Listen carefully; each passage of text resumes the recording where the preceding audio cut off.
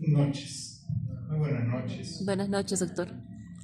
Agradecerles por su presencia en este evento y bueno, vamos a continuar con la parte de la actualización del registro de la propiedad urbana o urbana.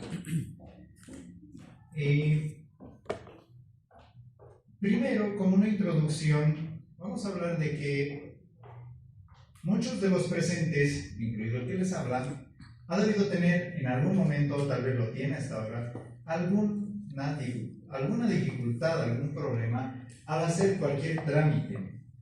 O tenemos molestias con el abogado, con la notaría, con derechos reales, con la alcaldía, con el arquitecto, con el topógrafo. ¿Por qué? Porque nos falla o 2 decimales del metraje o una letra del nombre, y cuando queremos realizar el saneamiento, bueno, nos vamos con el segundo vía crucis, ver quién nos puede colaborar con el saneamiento, y ahí, y lo voy a decir, sin casi pelos en la lengua, corremos el riesgo de caer tal vez en un mal asesoramiento, sea por desconocimiento o tal vez intencionado, ¿no? Entonces, al final, ¿quiénes son los que pierden no solamente el tiempo y el dinero, sino también hasta la paciencia, hasta un desgaste físico? Porque sabemos, y todos han debido pasar por algún trámite en derechos reales, que no es fácil ir a hacer las filas desde las 8:30 de la mañana para que nos traten mal a las 10 de la mañana y nos rechacen el trámite a las 12 del mediodía,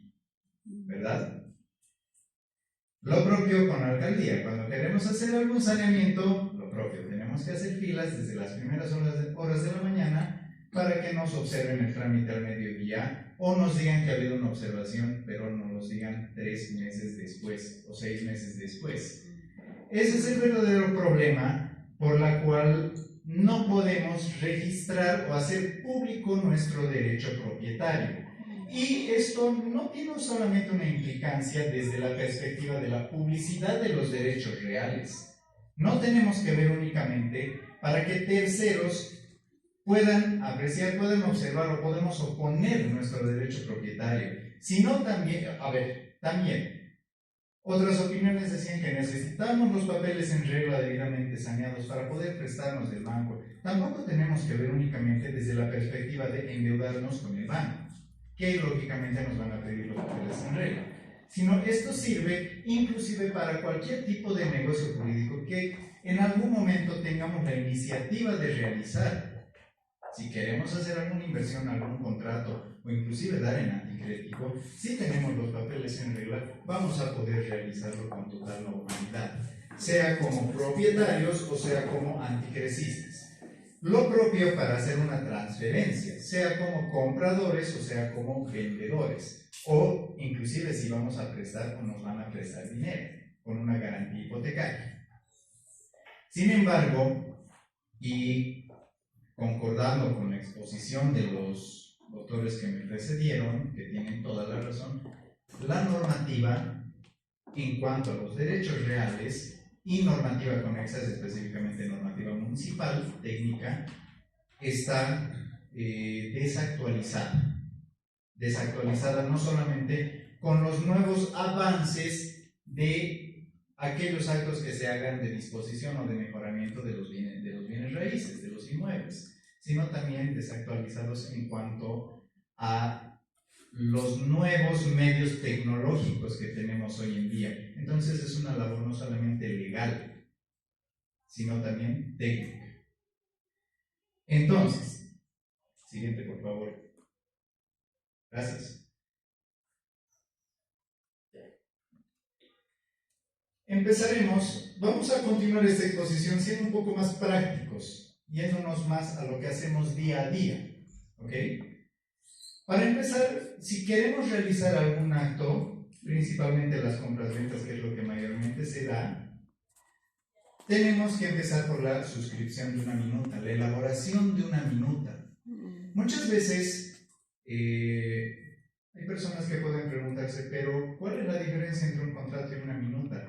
Prácticamente el negocio jurídico es el mismo, salvo que en la minuta, a efectos de los trámites, contiene aquel encabezado con el denominativo de minuta y también aquel encabezado del señor notario de fe pública, del de las escrituras que corren a su cargo sirvas a insertar la presente minuta de y precedido por el tipo de contrato que estamos llevando a hacer el trámite. Okay. Siguiente, por favor. Entonces, todo contrato, al igual que toda minuta, debe tener cláusulas imprescindibles, relevantes, importantes para que no se nos trabe algún trámite. Siguiente.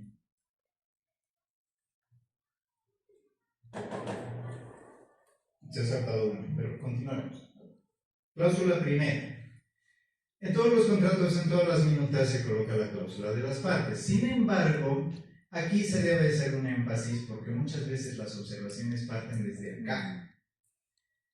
Para identificar a las partes tenemos que identificar y especificar quiénes son los que van a intervenir en ese contrato. Vale decir, por ejemplo, en el caso de una compraventa, quién es comprador y quién es vendedor.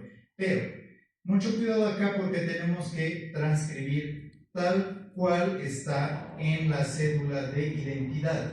En letra imprenta, en letra mayúscula, sin tildes, y actualmente es preferible ya no poner la extensión, salvo que sea una cédula de identidad indefinida que sí tenga la extensión. ¿Por qué? Con la extensión me refiero a de La Paz, LP, Santa Cruz, SCZ. ¿Por qué? Porque por el actual sistema de SEGIP, todas las cédulas de identidad, y han debido ver, salen con un código QR, ya no tienen la extensión. Eso es por la centralización del sistema que ya han implementado. Bueno, estaba ahí el sistema más antes, pero faltaba que lo ejecuten en SEGIP.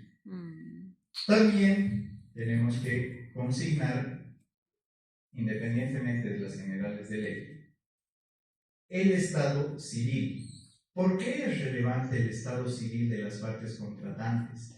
Principalmente si una de las partes contratantes ya figura con el estado civil de casado, de divorciado o de viudo. Principalmente de casado o de divorciado. ¿Por qué? Porque para realizar algún acto de disposición, de desprendimiento de ese patrimonio, se va a necesitar el consentimiento de la cónyuge. Entonces, si no existe ese consentimiento, corremos el riesgo no solamente de que nos observen el trámite, sino que a la larga, en un eventual juicio de división y partición de bienes gananciales, se tache de anulable ese documento. ¿Por qué? Por ausencia del consentimiento de lo de la cónyuge.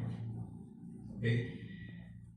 Dos, un error frecuente también en cuanto a las minutas es que se debe consignar, si consigna un estado civil de soltero, se debe consignar también en la minuta ese mismo estado civil. No puede estar en la cédula de identidad como soltero y en la minuta como divorciado, como casado, porque va a ser la primera observación que van a dar, que va a saltar en sí en derechos reales.